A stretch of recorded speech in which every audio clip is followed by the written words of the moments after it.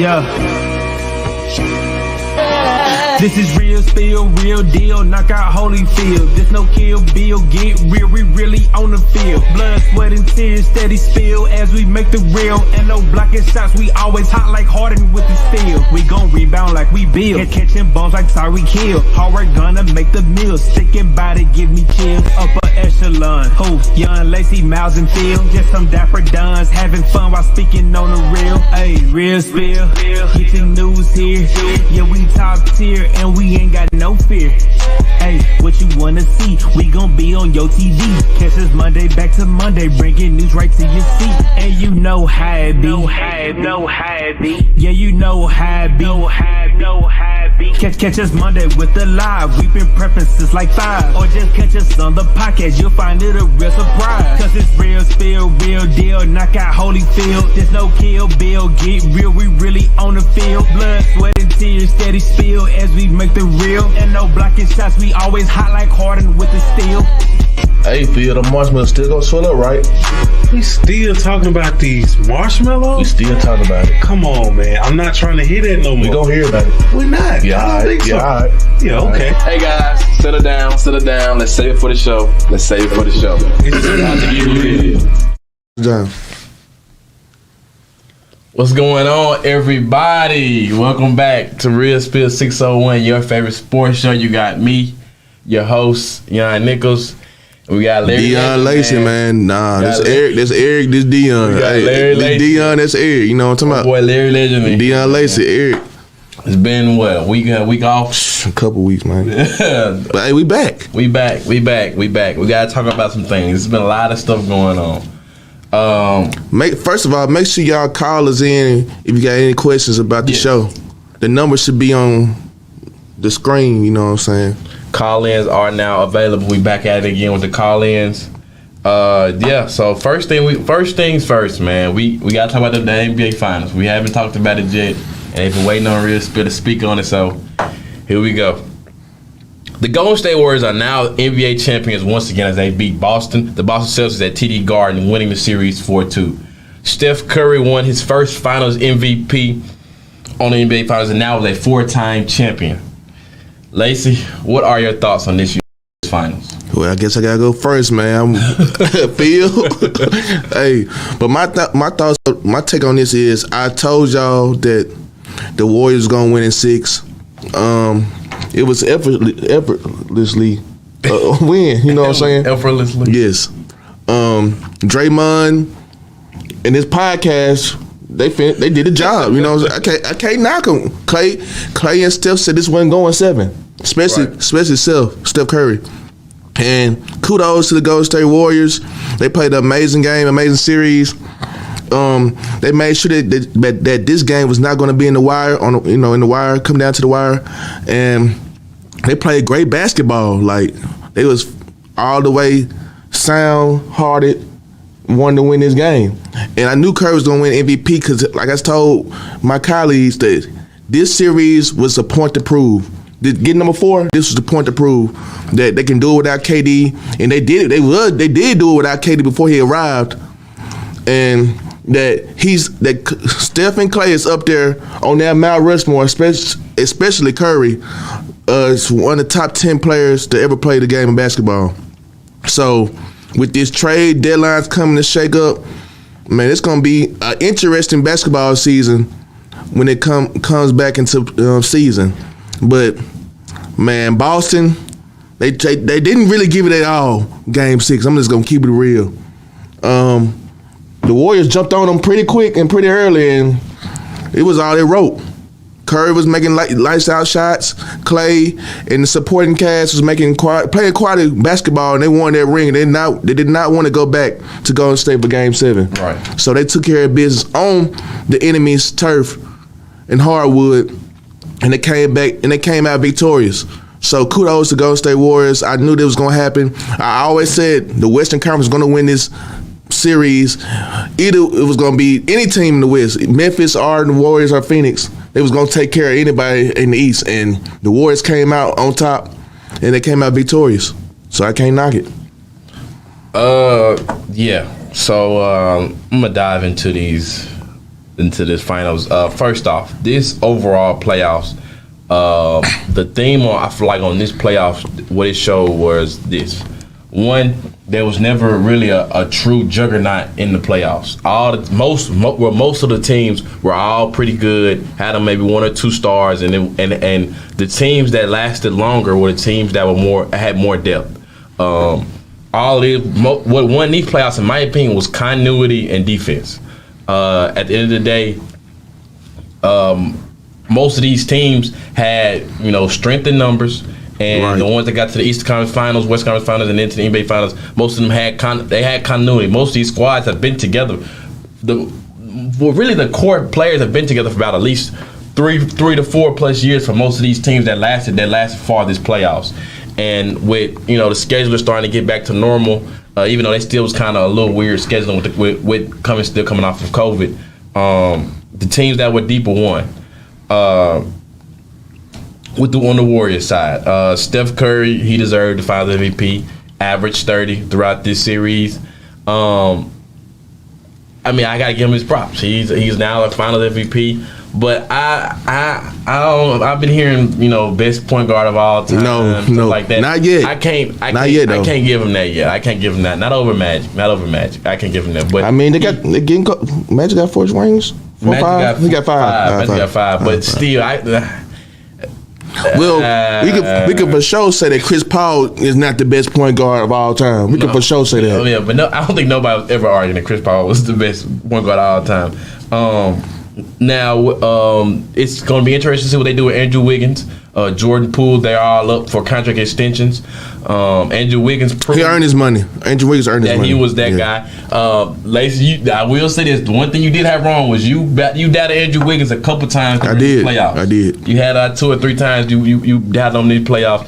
You weren't really with the Warriors at first either till they beat the Memphis Grizzlies. By default. Like I said the Western Conference was going to come out victorious, and regardless what team was coming out to represent the West. I'll give you your props on that, but I mean, this is going to probably be controversial, but I'm going to still stand on it. I think that I honestly truly feel like if the Miami Heat had won against the Celtics, that they would have beaten the Warriors. What I think the reason I feel like the Celtics lost, and I'm going to go and get to the Celtics, is this. Immaturity, this was their first time in the NBA Finals, a big moment, big stage, and it showed. It showed with a lot of guys' intangibles. Hello?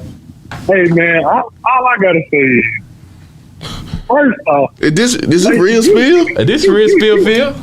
Real spill, Phil. You all count, Lacey. How you doing, Phil? No way you going to sit here and say every team after West could have beat Boston. There's only one team that could have beat Boston, and that was Golden State. Hey, Phil, we not going to start this, Phil. In their life, no. Memphis will never see. Memphis will never see a final. Phil, we're not going to start this. especially with so-called defensive player of the year, Jaren Jackson on that team, you'll never see it. You'll never see that. Look, Young. We know one thing for sure. No. Let me talk. You know one thing for sure. Young gone fishing just like the other and the Pittsburgh Steelers. He gone fishing. Go on and have fun and go fishing. Get off the phone. I'm finna hear that. No, I'm not getting off the phone. Boston. But the Boston go Celtics, fishing. They still young. They need a point guard. That's why I feel like it's gonna happen. It's gonna happen in the next couple of years. They're gonna find the right guy because that's all he needs. Tatum got it. He got it. Brown got it too. You didn't say nothing about Brown. Exactly. What? Brown, Smart, all of them. Horford too. So Horford can't play. Don't be trying to downplay the Celtics like. No, but don't be trying to downplay the Celtics like they just fire us. I just said. You said the Warriors, the Mavs, or the Grizzlies could have beat the Celtics in the finals. You dang right. I said. Hold on. I didn't say the Mavs. I said I was making sure. Phoenix, Memphis, and the Warriors for sure was going to beat the Celtics. The Celtics? No. If they would have represented the West. No. Only the Warriors. The Warriors were the only team that was the only team. Yeah, I don't want to hear it. Leon, continue your take, please. Go fishing, Phil. No, I'm on the phone. Hey, Phil, man. you can ride out with us this segment, man. You can ride it out with us. Yeah, I'm here, man. I'm here. Let me say this though. So what I feel like is this: when it came to the Celtics, was Jason Tatum. He struggled a little bit. The mentality, what he wanted to do was be great, but you could tell that kind of was getting in the way on his decisions. Some ways he wasn't kind of always fully sure on some of his moves. You can tell that. If you watched it, he was jumping a lot off one leg. Sometimes didn't have a plan for what he was doing, which was causing turnovers. And the Warriors finally exposed what Phil alluded to was not having a point guard. Jason Tatum, Jaylen Brown, they're really, and what I started seeing was they were playing a lot of, they still were playing kind of a lot of isolation. They only started getting leads was when they did what? You get another call, ain't it? Sound like it. We get another call, Mount?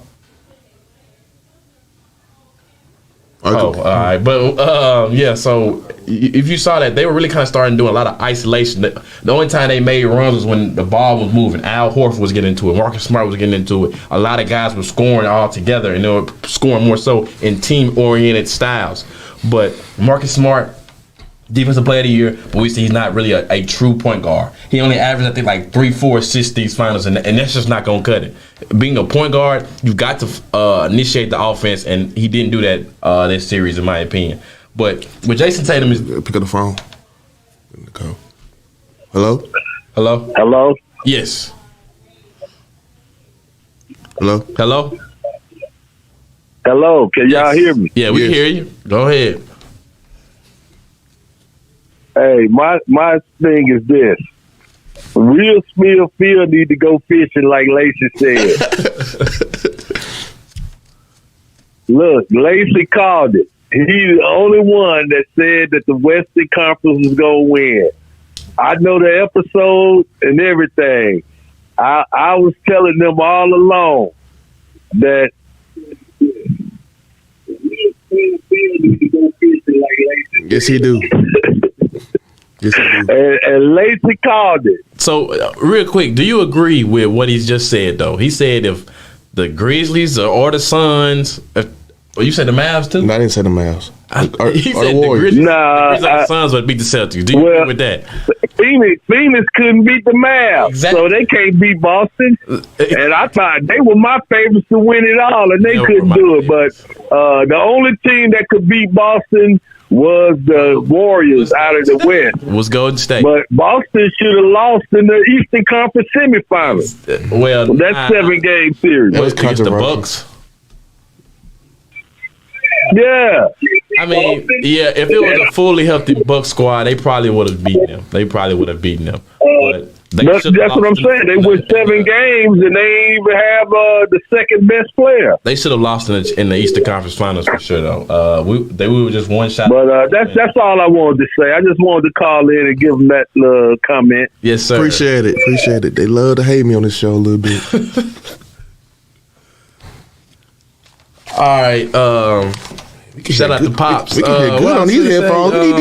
These headphones, good quality. Also, with Jason Tatum, real quick, I know people have been trying to somewhat slander his name and whatnot, but this is not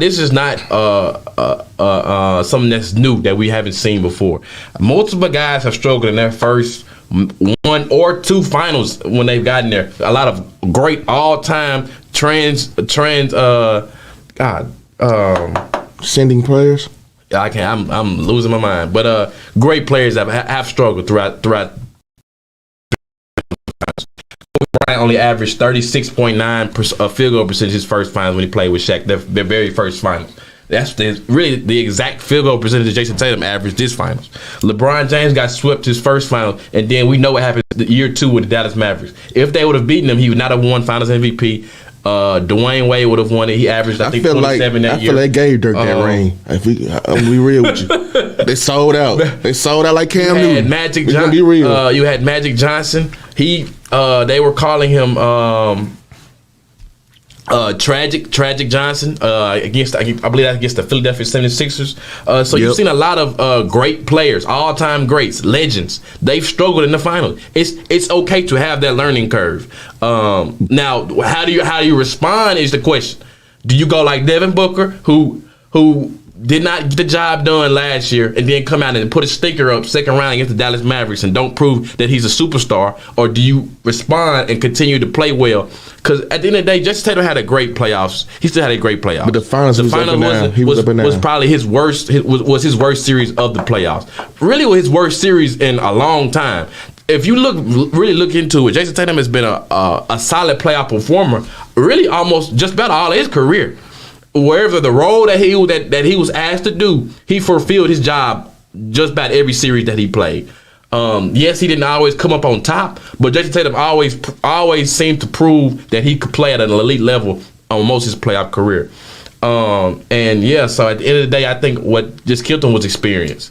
Boston, in my opinion, was clearly the better team. It's just the Warriors. The Warriors? Had that. Yes, I think team wise they were the better team. It's just the experience. Defensive wise, I could say that, but the Warriors just shot the ball well. Yeah, and that's what I'm saying. Though experience came into play. That's when intangibles, things like that, all come into play. Championship pedigree. What is known that needs to be known to win a championship? The thing that the Warriors know to win a championship, the citizens they had a championship mentality. The Warriors been together. The big three been together for and that's what I'm a long sum of years. So they know how to win championships and what it takes. So at the end of the day, I think experience is really what played a big part in them winning that series.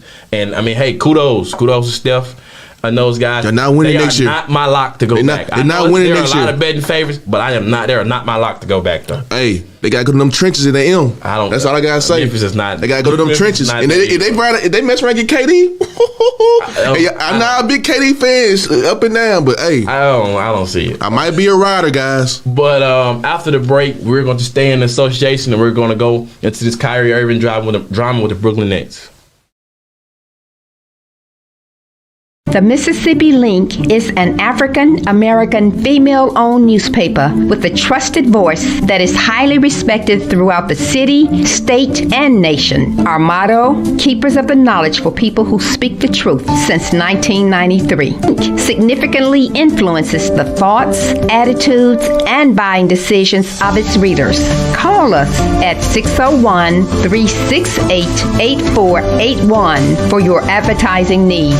If you would like to receive a newspaper in the mail each week, our annual subscription is only $52 per year. That is only $1 per week for you to stay informed regarding many stories that you can only get in the Mississippi Link. Sign up today at themississippilink.com and click on Home Delivery. Welcome back, everybody. Staying with the association. Oh, okay, yeah, we good. Staying with the association. Some things have just kind of taken place before the show started, but still, on June 29th was the last day that Kyrie Irving could choose to opt into his player option with the Brooklyn Nets. He has now decided to do so. He has opted into his Brooklyn Nets year contract. The sources said that he is willing to play with the Nets for this next season for his last yearly contract with the Brooklyn Nets, and I guess move forward from there. But there is still somewhat of information that he could be traded. Now, there were rumblings with the Brooklyn Nets as Kyrie Irving and the Brooklyn Nets were currently at some point reportedly to be at an impasse. Kyrie Irving also listed out a number of teams that he felt were viable for him to be traded to or signing to as a free agent, supposed as the reports have said. Those teams included some teams such as the Los Angeles Lakers and the Clippers. But at the end of the day, with Kyrie Irving still signing his player option, there's still a sense that he could still be traded either before the trade deadline or sometime still this offseason. So I want to ask you, Lacey, can you see Kyrie Irving leaving to play for another team? I really think nobody want him. Nobody want Kyrie. He's baggage. Let's just be real. He's a phenomenal basketball player. Can put the ball in the hoop and score at will against anybody, any given time. Uncle Drew. I miss Uncle Drew. Yeah. I don't miss Kyrie. I miss Uncle Drew. Right. I'm gonna keep it a book. But he like Aaron Rodgers. Outside the court, when that ball is not in his hand, he go berserk. Yeah. He's a maniac. I'm gonna be real. He's a maniac. He loses his mind and just say whatever, do whatever. Right. Bruce Gigolo. I'm just gonna be real. Man, what? Hey, I'm just gonna be real. But so I don't.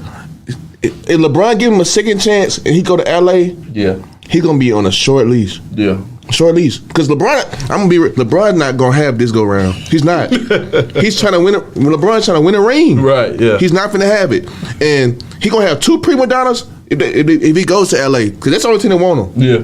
He gonna have Anthony Davis got to deal with and Kyrie. Yeah. And don't forget about Russ. Somebody's gonna get traded. Yeah. They probably if it's Russ, they wouldn't better keep off. Melo was gone. Melo, they say he's waiting to see sign an extension or something. I heard saw with the Lakers. What has he done? What has Melo done? Hey, that's neither here nor there. I mean, so LeBron, he's already getting a little ball spots. You know what I'm saying? He messing around getting Kyrie back and Anthony Davis. He might well cut it all off. No black spray, no nothing, because he gonna have stressful days and nights with those two guys on his team. In LA, what perfect setting? LA with prima donnas. Yeah. Another soap opera. Kyrie's running from the smoke. Simple as that. He ran from the smoke in Boston. He ran from the smoke at Cleveland, and he's running from the smoke in Brooklyn. He do not know how to take adversity well. He got your boy KD with him.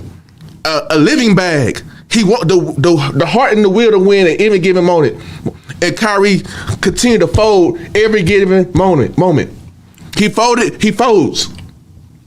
Kyrie, get your act together or you will be out the league. Or he gonna be with a team that he don't want to be at, and he just gonna be doing whatever he want. He gonna go somewhere with like the Kings or the Magic. It's a rebuilding program. Right. Or Detroit. It's gonna be rebuilding, and he's not gonna be happy there. He might retire. So Kyrie, this is gonna be the last straw, really, in my eyes. Yeah, I feel you. So I don't know what he need to do. Go meditate, go do whatever, but please get your act together. I want the Uncle Drew back, cause when your heart is in the game, he's phenomenal and unstoppable. Fact. But when he gets to talking and doing outrageous stuff, that's when he lost me, man. So if he was to go to LA, and LA needs something. Because LeBron got it, but if he got to deal with AD and Russ and Kyrie, and they ain't got their mind on the basketball, and they got their mind on LA, it's going to be a long, long year. And another Stephen A and all these other guys talking about the Lakers should have did this. Woulda, coulda, shouldas, man. Yeah. Let's just be real. Woulda, coulda, shouldas. Woulda, coulda, shouldas. Hey, I'm speaking some gems now. So, but it can go either ways with that. Right. If it falls on 7-11, that means the Lakers will have a good year. It all start with Kyrie. So if LeBron to say, I want you to come, they gotta have a long sit down. Right. Like a heart to heart with all the guys. AD too. Yeah. A heart to heart on what it's gonna be. Cause LeBron said it in the tweet. He said this is gonna be the last time he's missing the playoffs. Yeah, he said. And when LeBron, I feel like he meant that. He's standing on it. You know? And I know I criticize LeBron a lot, but I think he really meant that. Cause he don't like being at the house chilling. Nope. So he's seeking another ring, man. He's ring chasing. So if he can get Kyrie talent on the Lakers, so be it. He gonna have to sit there and talk to him like this. Not gonna be Cleveland Kyrie. Yeah. In their ego, this got to be a new Kyrie. Right. Real spill. Yeah, man. First off, I just want to say, man, wow. Like when Katie and Kyrie first signed, like. Who would have thought we've gotten put into this point at here? Man, they shred the papers on this, man. Even when James Harden signed, like who would have guessed that we would have gotten to this point to where they could possibly the Brooklyn Nets could possibly be without a lottery team. This is almost, in my opinion, almost as worse as the Paul Pierce and Kevin Garnett trade that they made years ago, where Danny Ainge took a whole bunch of picks and those ended up turning to be Jason Tatum, Jaylen Brown, and things like that. But man, I mean, the Nets really botched this one, and it at the end of the day, really all as bad as it looked, it all falls, in my opinion, on the shoulders of Kyrie Irving. Both sides have things to lose. Before Kyrie Irving opted into his contract, first off, Kyrie Irving, his last set deal, which he opted into, was like $37.4 million. The reason why I personally could not see him leaving for another team is because For the reason why he was leaving was because of the amount of money that they were offering him. They basically told him either opt in on the deal or take a shorter contract extension, maybe a 2-year extension, somewhat what the Sixers are, I think, offering James Harden, or maybe just even a 1+1 deal because of availability. Because I mean, let's just look at it through these lens for this show. Say I told Lacey, hey, I'm in here for the long haul. We doing this till the wheels fall off. And I just sum up out of one day, just picked it's something going on. I just can't make it to a couple shows for this upcoming month. I don't do it. Then when COVID comes, we have to be vaccinated. And I say, nah, I'm not gonna be vaccinated. And I decide not to come to the show. I just try to do what I can outside the lens and just see where it goes. I don't care, how this may affect the show. I can't come into and then look for a certain level of money if I haven't put in a certain level of respect and work into my craft. Like at the end of the day, that's what it was availability, and that is one of the biggest assets, in my opinion, is availability. If you're not available, no matter how good you are with whatever your craft or your job is, they're not going to respect you if you're not available. That at the end of the day, something that people always want to know is that he always comes to work, or he or she always put his hard head on. Always put in their work. When it comes to even when it comes to interpersonal relationships, personal relationships, or work-related relationships, if you are not available, it's not going to get the job done. But back to it with the money side of everything, Kyrie Irving's looking for like a $247 million extension, 5 years, basically kind of getting them to around $50 million a year after this. If he plays, he'll earn it after his last year. But the problem is that Kyrie Irving over the last 3 seasons has only played an average of 35 games a season out of 82, 70 game type season in the last 3 seasons. He's only played like on average 35 per season, even though it's not broken down like that. Just on the number that he played, it's like around 35 per season, and that's just not gonna get it. But for Kyrie to go somewhere else, like say the Lakers, which a lot of people were talking to me about the Lakers, telling me they feel like he was gonna sign there, but I had to say I just had to see it happen because one, the Lakers don't really have any assets the Nets want. I didn't see a Kyrie Irving, Russell Westbrook trade. I didn't see an Anthony Davis trade. I didn't see anything in which the Lakers could have still been championship viable contenders and sent a trade package that would be cool for the Nets to do a sign and trade. So the only way Kyrie could do it was to opt out his contract and sign a vet minimum of $6 million, where then he will lose out on at least $30 million from his opting in contract year. So basically, he will miss out on $30 million for a 6-year, 1-year deal. And with Kyrie Irving, there's also, availability, and also he's also somewhat injury prone. Kyrie Irving has gotten hurt just about the last 3 or 4 plus seasons.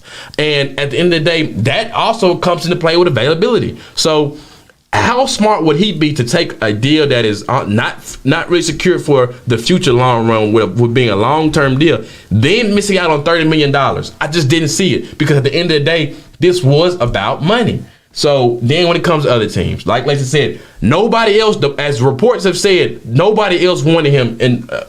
His market value was not high due to what? Availability. He was what you call a wild card. You don't know what when you got a wild card, you don't know what may happen. And do you want to gamble or risk your franchise's future on a guy that you don't know? Waste money. If he's fully invested. He's money. Putting out quotes saying there are things to him that are more important than basketball. He has put out signs that if certain things are to take place, he'll walk away. He's even stated sometimes that he would walk away from the game if certain things were to present itself. So at the end of the day, the market value for Kyrie Irving was low.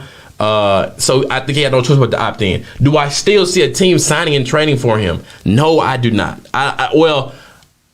The viable teams, when it comes to like the Los Angeles Lakers, that's probably the only team that probably really wanted him, such as the reports have also suggested. And I don't see it, because they do not want any assets the Lakers have. The Lakers don't really have any more first round picks like that. They have one that they're holding. Russ been downgraded, so they don't want to sign and trade with Russ. They don't want to sign and trade for it. They don't want to do any type of sign and trade. But at the end of the day, all that would be your problem for my problem. And I don't think that's what the Nets are trying to do.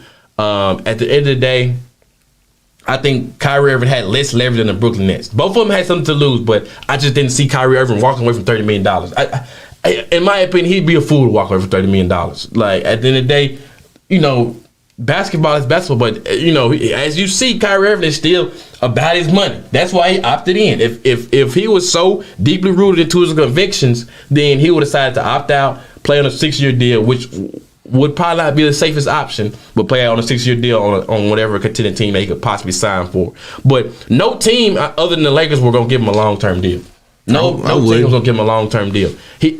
Through his history, he has not proven to be reliable when it comes to being long-term. Like Lacey just limited to earlier, he burned his way out of Cleveland, burned his way out of Boston, and he almost burned his way out of Brooklyn. Each of these teams, he's just about somewhat made promises that he'd stay long-term. We know the infamous stadium talk when he was in TD Garden saying he'll stay here if they'll have him. Where did what happened? That same exact season after that, he left and went on to Brooklyn. He's eliminated multiple times. He's riding with KD till the wheels fall off, basically. 7-11. But now when it comes to a point of because of his availability, he's almost was willing to risk leaving KD by himself stranded with the Brooklyn Nets to try to just to prove his point because he has not been available. So I just think that at the end of the day, I think Kyrie Irving didn't have a lot of leverage, and I still don't see him. I see him playing this last year all the way out in his contract. I don't know, man, because KD talking about leaving too. The only way is this, if KD decides if KD still looks at the situation and be like, nah, I'm out, then they'll still send both of them out, I think. Because I think once KD leaves, they're getting Kyrie off the books. They don't want nothing to do with Kyrie. I don't think. Kyrie might not play.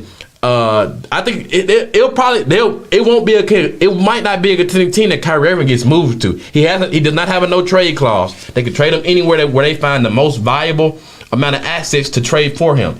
Certain small market teams might trade for him. They might trade to Charlotte. Box office draw, and then he's also an expiring contract deal. So after that year, that expiring contract is off your books, and then you have cap space to maybe sign larger deals for bigger stars in the upcoming summers. So I feel like it rides on KD and a little bit maybe Kyrie. If Kyrie goes overboard and does something crazy at the first half of this season, then I think by trade deadline, then they'll get him out of there. But honestly, in my opinion, I don't see that happening. I think now that the Kyrie Irving opted in, he's riding with KD this last year. And KD, he's already signed a 4-year extension. So until he just, demands out, he's with the Nets. So I don't really see them disbanding this year. I think this year we're going to see Kyrie Irving and Kevin Durant for the whole season. You gotta wait and see, but I mean, you never know. It's gonna be an interesting NBA off season with these trade deadlines. It starts June 30th. After June 29th, when players opt in, it starts June 30th. After the break, we're going to be talking about Arch Manning signing with the Texas Longhorns. SGECOVIDsolutions.com is paving the way forward for a safer city government, delivering cutting-edge biosecurity and biosafety protocols developed internationally by top virologists and scientists using an all-natural cleaning solution, killing COVID-19 on contact like no other product on the international market. For more information, please call 1-800-281-9080 or visit us online at SGECOVIDsolutions.com. Let SGECOVIDsolutions.com provide innovative rapid facilities testing and world-class state-of-the-art biorisk safety protocols for all of your coronavirus needs. Call 1-800-281-9080 or visit us online at SGECOVIDsolutions.com. Welcome back, everybody. Moving towards college football.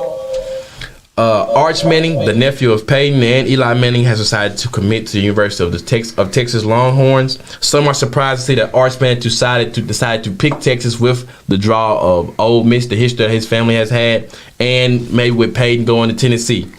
Starting off, asking each other both, were you surprised that Arch Manning decided to sign with Texas? Yes and no. I know that's kind of wishy-washy, but it is what it is.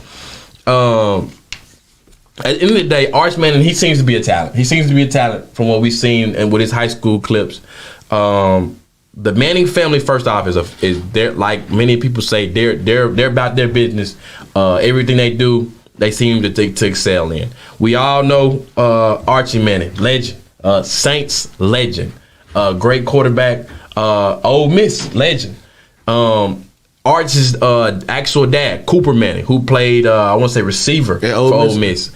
Injury derailed him, and that's what kept him, I think, from actually being able to succeed and make it to the next level. But Cooper Manning, he knows his football. Peyton Manning, Eli Manning, I think their resumes speak for themselves. We know what they're about. And what I was kind of surprised about, because when Arch Manning was getting close to the end of his high school, there were a lot of rumblings already that Ole Miss was his favorite.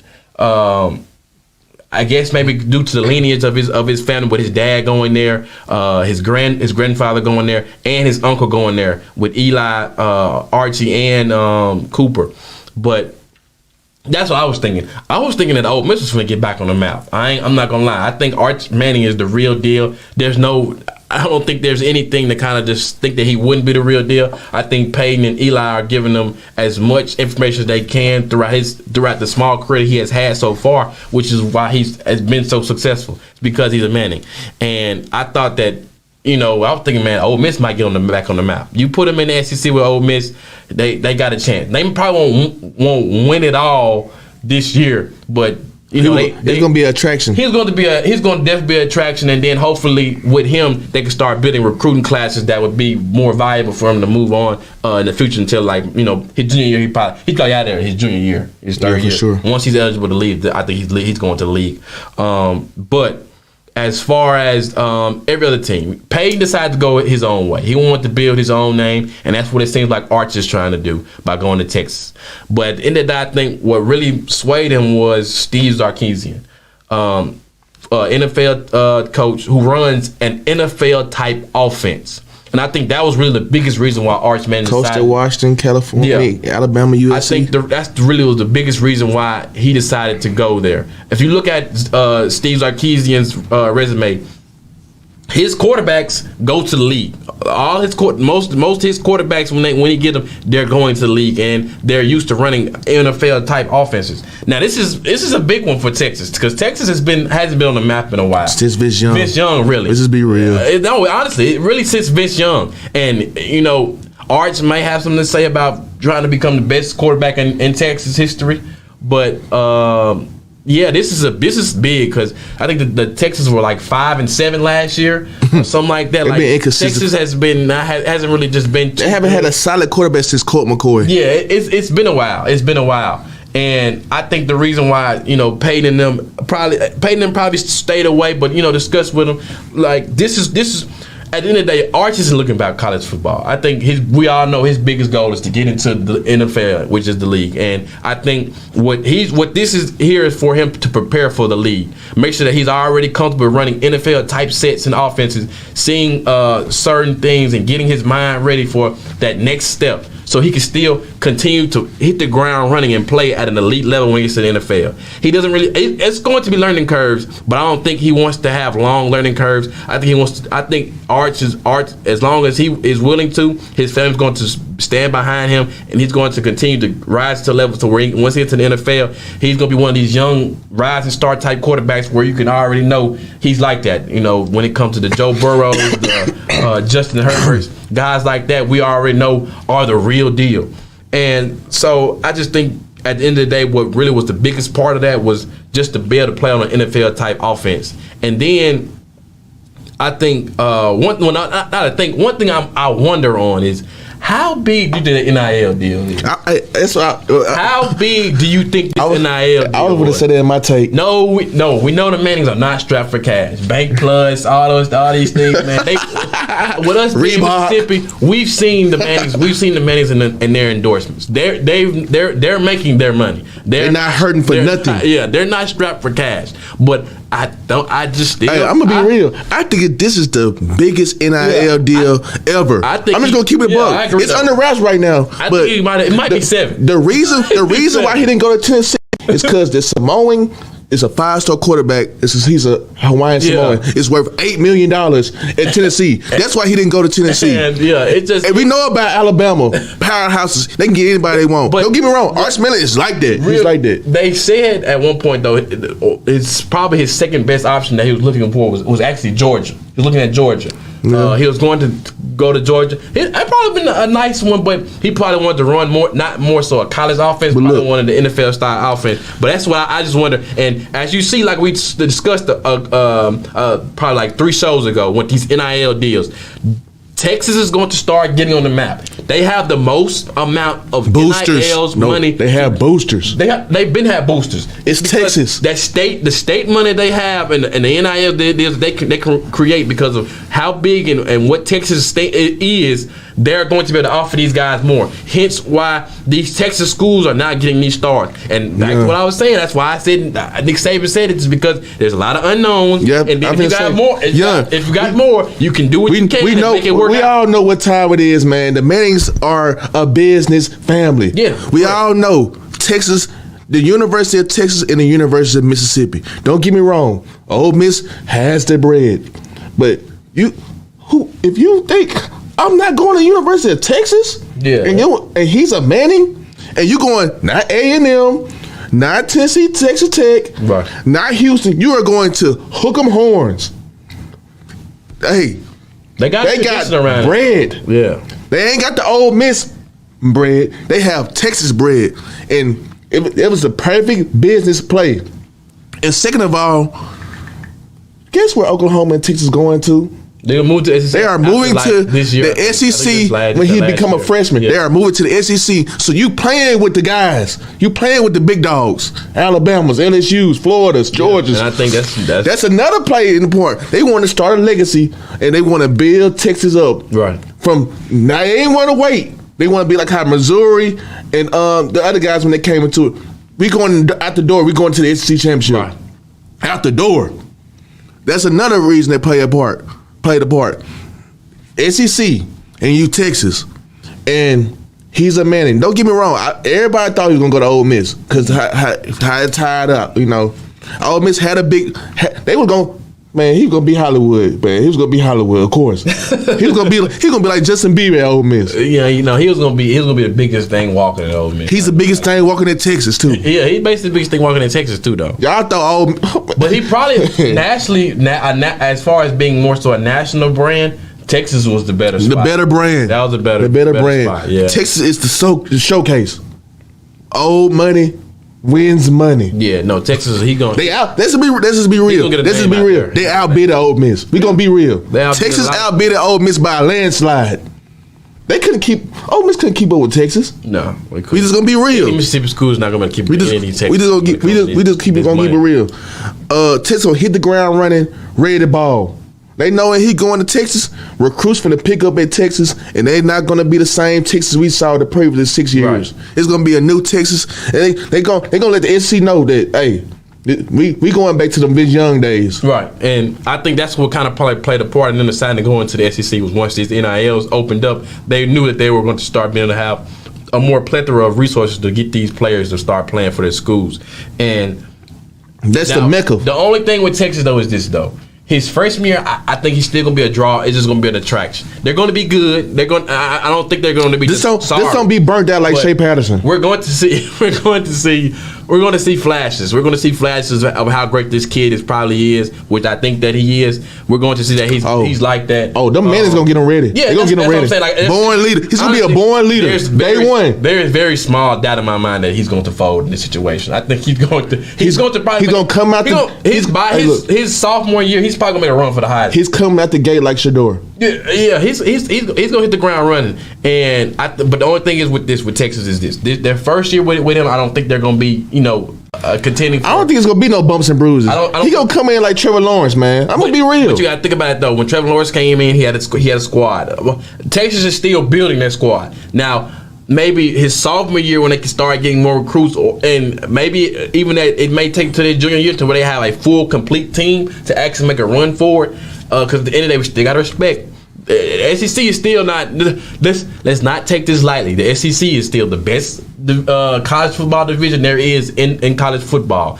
What Alabama and Georgia represent is no joke. Then you can't sleep on the LSU, the Tier 2s, Auburn's, A&M's, Oklahoma. Yeah, like see, it's no joke. You got to come with it every week. Every game is a battle. Even if their record doesn't show that they're a good team, you come in sleeping. You gonna get upset. Knock you out. You gonna get upset. They'll knock you out. The SEC is not. The only team you should fold is Vanderbilt. It's not a game. Yeah. I mean, sorry. Shout out to the sis, but yeah, Vandy. That's the only team. It's an easy cupcake. It's like Greenville Western. But be real, man. But yeah, like at the end of the day, just like they alluded to with the SEC and how it is the playing style it is with him being an NFL type offense, seeing mostly where most I think NFL defensive players are coming from in the SEC, he's going to see a lot of good defenses. Learn certain things that he needs to know moving forward when he moves to that next level. And I think all this is just another launching pad for him.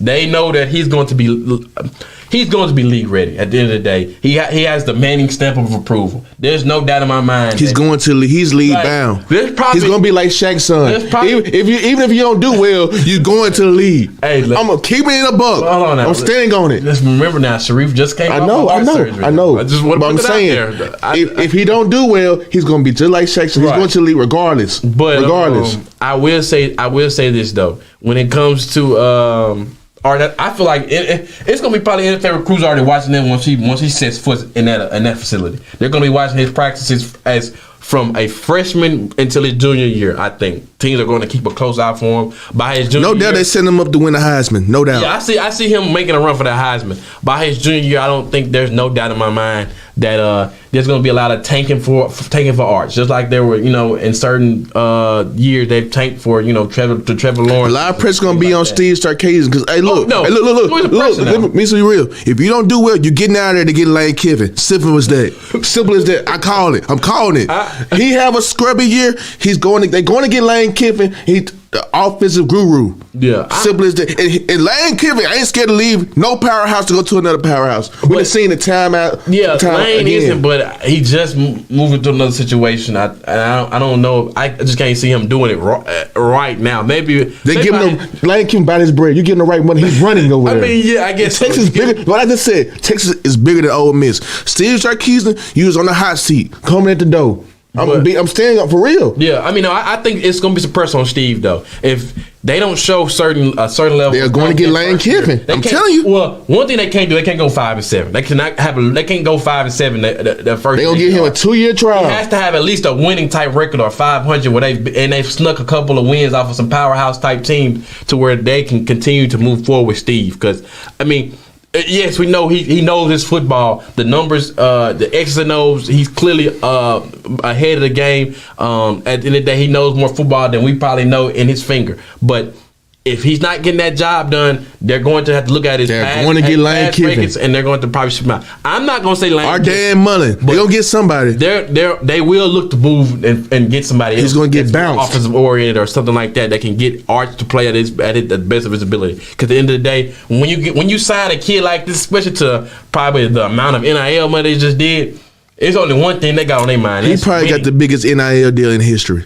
Watch it. Now the numbers have yet to be reported on that NIL deal, but I'm pretty sure it ain't no cupcake. It ain't lower than 6. I ain't gonna lie to you. If that Samoan got $8 million from Tennessee, if that Samoan got $8 million from Tennessee, he's probably seeing 12. Yeah, maybe 15. That's what I'm saying. I feel like he's seeing about 7 though, at least 7 though, for sure. Could you say but I don't think that I don't think that Texas should look to be like, SEC championship first year, but I think they're going. What you mean? Missouri came at the door. I don't SEC. I don't see it. Championship game. They lost to Alabama, but they came in at the door. But I don't. I mean, Texas A&M. If so, with Johnny Manziel, this kid is something special. Then he's something special. Then, but I don't think it's because of the quarterback. I think it's because of the surrounding pieces. They don't yet have the athletes needed to. I think for them to win it all. Because at the end of the day, last year what we saw was that the team with the more depth won. It didn't matter about. It wasn't also all about coaching. It was depth. Georgia had more depth when they beat Alabama in the championship game. But You guys know how we do it. Last segment after the break, HBCU swag topic. We talking about P. Diddy giving that $1 million after Howard and Jackson State. SocratesGarrettENT.com is a diversified firm specializing in recycled aggregates and crushed concrete. SocratesGarrettENT.com's recycled materials provide the construction industry with significant economic and environmental benefits by recycling clean concrete rubble into M.Dot grade rock materials. Recycled aggregates and crushed concrete can be applied to driveways, road construction, bank protection, parking lots, general bulk fills, and more. By using SocratesGarrettENT.com's crushed concrete products, anyone from homeowners to general contractors can help reduce landfilled concrete waste, conserve natural resources, and gain significant economic savings on materials and disposal costs. For more information, please call 601-896-0084 or visit us online at SocratesGarrettENT.com. Welcome back, everybody. You guys know how we do this. Swag HBCU, last topic of the day. We started off last night on the BET Awards. P. Diddy spoke on him donating $1 million to Jackson State University and Howard University. I'm going to start off, Lacey, get you off some slack, but I'm going to say, how big was it for P. Diddy to donate $1 million to these schools? So, first off, on the impact, this is big. BET Awards, they're not as big, in my opinion, how they used to be. As far as the BET Awards show, I'm not going to speak on all of that, but it really wasn't all that to me. I really didn't watch it. I really didn't watch it. I so happen to change the channel. I see P. Diddy say, Jet State, Howard, you get a meal. I really didn't watch it like that. I mean, I started watching the BET Awards a while ago. I used to watch it every year, but I didn't watch it this year. I think they've lost a certain level of elegance when it comes to BET Awards. They lost class. They lost class. They lost a lot of as the years have gone by. It's just not the same. BET fell off. It's just not the same. They fell off. But that's neither here nor there.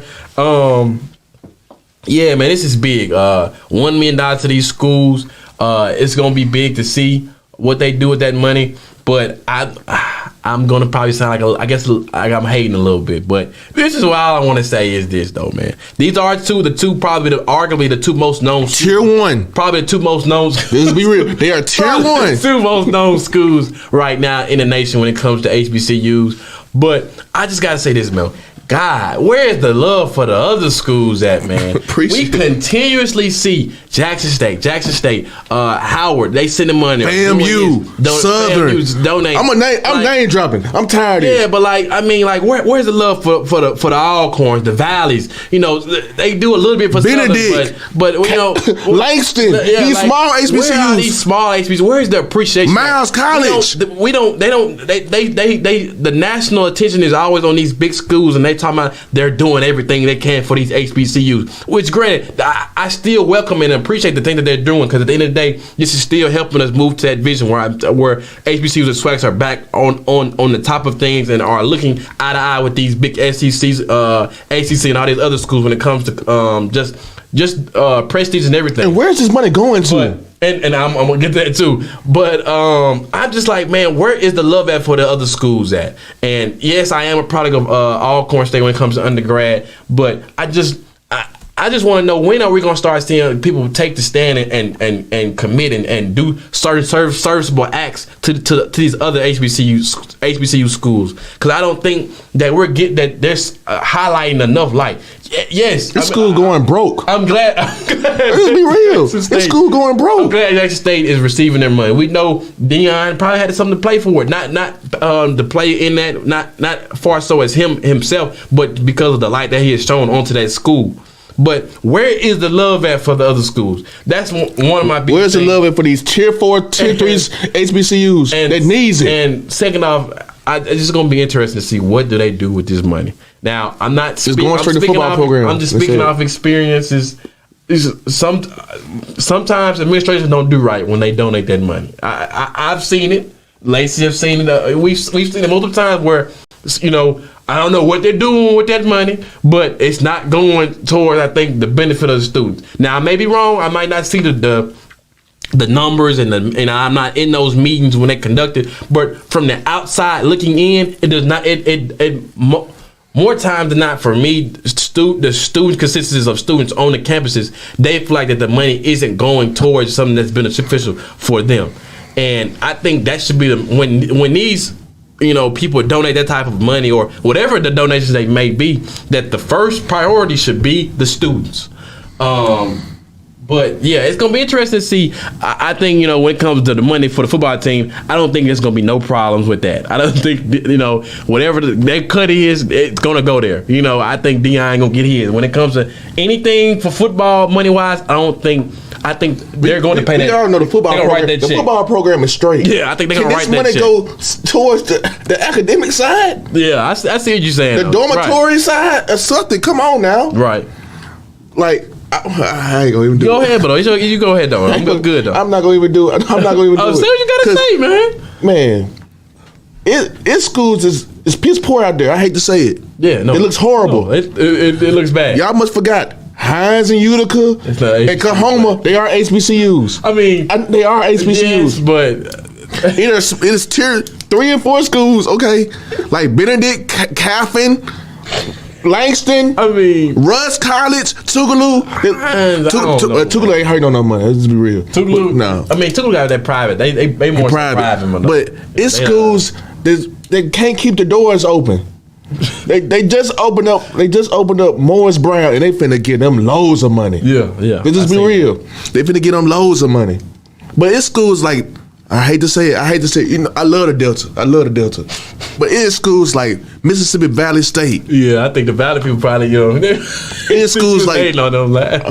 I'm not hating on you, Valley. It's schools like Valley, bro. My cousin go to Valley. Yeah. It is sad, bro. It is sad at Valley State, bro. And they're not getting no donations. Not even Jerry Rice. Right. Hey, I'm gonna knock Alcorn.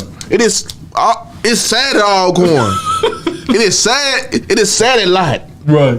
What? No, I ain't It is sad. Robinson, Rebels, Burris. I didn't see. Hey, I'm not name drop other schools. It is sad. I'm going to Jackson State. It is sad at Alexander. It is sad at McAllister. It's real. It is. I swear I'm not laughing. I'm not laughing. I'm not lying. Right. It is sad at the Palisades, man. I'm not laughing at what he talking about with the school. I'm just laughing at him when he said. I'm just saying it is sad, bro. And y'all donate money, but it's going to these programs, which is fine. Right. But can you spread the love to where it's need to be? Yeah, I feel you on that though. That's why students. When are we gonna see them? The IT building at all corners piss poor. Like for real. Like we have the money. Like the equipment we used when I was graduating, using the ag building. Right. It is from the 1980s. A lot of stuff is old. There's a lot of old things. I'm not trying to expose my HBCU, but it's just sad.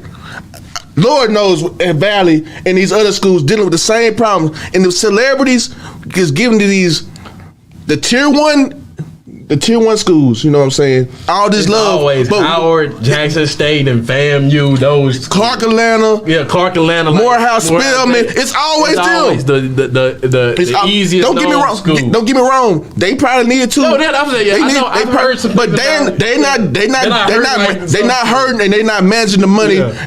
They're not managing what they're getting. From the outside looking at it, don't look like they don't need it like that. From the outside looking in, they keep their money to themselves and building the faculty and staff money up because they're not doing that to these campuses. No. We did road trip to some of these schools. I'm like, where all this money going to? It still look the same. Right. But they use that money to build the big artists for their homecomings and stuff. Yeah, but they need to go on other stuff. They not spending the money. That's piss poor on the faculty and staff members, whoever control the money. Right. But all I gotta say is I don't know how many celebrities in this world that supports HBCUs. It is, I don't know how, it's a large amount of HBCUs around the South and the eastern borders of states of schools. Can you please, out the kindness of your heart, donate to some other schools? You know what I'm saying? I feel like, in my opinion, I feel like it'd be bigger if they start donating to some of these other schools. We got schools like Pine Bluff, Texas Southern. Yeah. You know what I'm saying? Megan Stallion over here doing what she doing, but she ain't donating to Texas Southern. Let's be real. If she graduated from there. We ain't heard nothing about it, though. We ain't heard her donate nothing. Come on now. It's celebrities. It's other people that can match what Diddy done. Right. Lil Wayne, Grambling. Give back to Xavier. Give back to Dillard. I feel Let's just be real. Birdman. Memphis, it's all these Memphis artists. Give back to Tennessee State and Fisk. Yeah. Come on now. Just don't match the same energy. Your service to perform. You know, match the same energy, man. It's a lot of schools, man. They deserve money. Savannah State. It's other HBCUs. Do you one for doing you? Do you better? You know they are there. You talking about donating money? Then sometimes how about give your services for the rate that they can afford for some of these HBCUs to show how deep down 10 toes you guys are for HBCUs. They doing. I was in the SGA. Yeah, Brave Fest. They want to charge an arm and a leg. No, we ain't got it. Exactly. No, we ain't got it. Exactly. They know we ain't got it, and they want to give us something like they in Miami concert money. No, we ain't having it. No, we're not fortunate. Exactly the problem, and that's the problem, though. But you all supposed to be, we giving back, but still getting it right back because you want to charge us $80,000, 9 stacks for a day performance for 40 minutes. This is say 2 of your hits. And I ain't gonna lie, 2 of your hits. I'm not gonna call his name out, but some guys coming in and perform 15 minutes. Screwed us, and they won that guap. But hey, they giving back, huh? But they get it right back. They get it right back. That's what I'm saying, though. And my thing is, when it comes to I think now that the HBCU, that movement, it's gotten kind of the cool look now. Because more people are kind of starting to be in it, and it's cool now. It's cool to help out the HBCU. But my thing is, let's really put some work in, not just with these actually come down, not just write a check out. Actually come down and talk to the students. Some real support. Take pictures, give water out, speak loud and work. Paint the facilities. Actually come instead of having your agents or somebody write you up a check saying you did it just cause. If P. Diddy say, I'm giving you $1 million, come down to Just State, give on your lonesome. Come on your private jet to Jackson, Mississippi, and give you the money and spend time with the student facility, and see how it is and how bad it looks for yourself. Be like, I need to flip and get $1 million too. Yeah, you know what I'm saying? At least get some other people to hold these celebrities accountable. Right, like let's not just make one to 3 different HBCUs look better or start becoming more national. Let's get a more plethora of these HBCUs. There are a lot of HBCUs in the nation, more than just 3 to 5 that comes to mind to most people. The name brands. It's more than name brand HBCUs. Like, let's put in some work. And then alumni say we hating. We not hating. We glad that y'all do it. Y'all getting this attention. That at the end of the day, because I'm glad Jackson State represent Mississippi as a whole. As everything they doing, I'm glad they doing it as a whole. They making Mississippi. We stay in the city. We from Jackson. We stay in the capital. Yes, they making Mississippi a great name, a great ambassador. Jackson State is making this whole state a great ambassador and making people want to come to Jackson. Because it was a point in time nobody want to come to Jackson. Yeah, nobody. I ain't gonna lie, you could really make it that argument that if it wasn't Jackson State, wasn't doing good. If it wasn't for Jackson State, these celebrities wouldn't even know about Jackson State. Wouldn't even come down here. Let's just be real. People wouldn't even want to come to Jackson. Mississippi been a laughing stock for so long, and this is a major accomplishment for the whole state of Mississippi with what Jackson State doing. And I'm happy about the state that I'm born and raised at, the city I'm born and raised at. We getting this good recognition because it was a point in time that nobody wouldn't even want to touch about Mississippi. People was talking about we fat, we obesity, we poor. Now they coming to see, Mississippi really, they get down and have a good time. Right.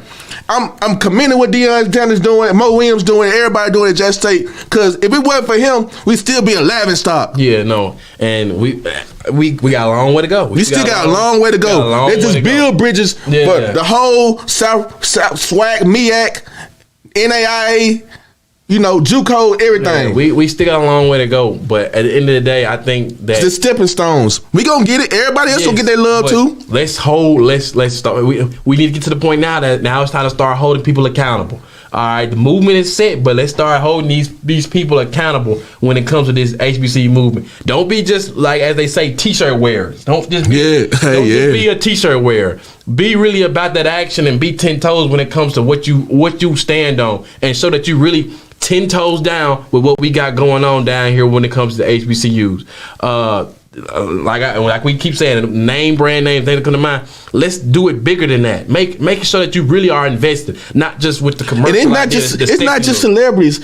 The alumni need to give back too. you know what I'm saying? Well, with this, the only thing I'll say about the alumni is we don't really know exactly what the alumni are doing, and I'm not gonna call out alumni because we don't know what all they're doing. They find a way to do things behind the scenes, regardless if it's donation or even their services. I feel like most HBCU alumni, their alumni are 10 toes. Because we know at the end of the day, Alcorn, their alumni still is pretty, they 10 toes. They strong. Yeah, we got strong base. They 10 toes. And I'm pretty sure that goes for just by any other HBCU. Now, we'll say Jackson State, man, they are 10 toes, but now they look a little more 10 toes now that, everything rocking. Jackson State went from tier 2 to tier 1. Right. Now they starting to look like they really rocking with They are upper echelon of HBCUs. They up there. They up there now. No. So Jackson State now has they're a national attention wise. They are up there with the Howards, the peer reviews. When you speak of an HBCU, one of the first schools you'll probably say now is Jackson State University. And not gonna lie, that's still huge. That's huge. That's huge for the state of Mississippi as a whole. It's crazy. Like I said, at one point, Mississippi wasn't even thought of. Right. No, not at all. And nothing. Right. But we should be back next Monday. No problems. Shout out to Ole Miss, man. World Series champs. The championship stays in Mississippi 2 years in a row, man. Shout out to Pearl River. They the national JUCO baseball champions too, as well.